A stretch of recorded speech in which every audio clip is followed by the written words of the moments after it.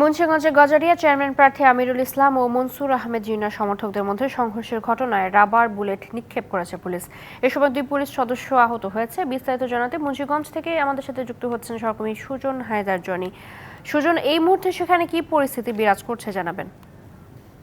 চৈতি, আপনি যেমনটি বলছিলেন, আসলে সকাল থেকে কিন্তু বৃষ্টি বিঘ্নিত দিনে উৎসবমুখর পরিবেশেই নির্বাচনটি শুরু হয়েছিল, কিন্তু নির্বাচনের শেষ প্রান্তে এসে আসলে বেশ কিছু জায়গায় কিন্তু এখন উত্তেজনা শুরু হয়েছে। ইতিমধ্যেই গজারিয়ার ইসমানীর চর একটি কেন্দ্রের পাশে 2 চেয়ারম্যান প্রার্থী আমিরুল ইসলাম এবং মনসুর আহমেদ জিন্নাহ তাদের সমর্থকদের মধ্যে হট্টগোল শুরু হয়। সেখানে কিন্তু পরিস্থিতি নিয়ন্ত্রণে পুলিশ 6 রাউন্ড রাবার বুলেট নিক্ষেপ করেছে এবং সেইখানে 5 জন আহত হওয়ার একটি সংবাদ আমরা পেয়েছি। পাশাপাশি 1, 2, 3 ঢাকায় জমি জিতে নিন 100% ক্যাশব্যাক সহ 20 কোটি টাকার পুরস্কার।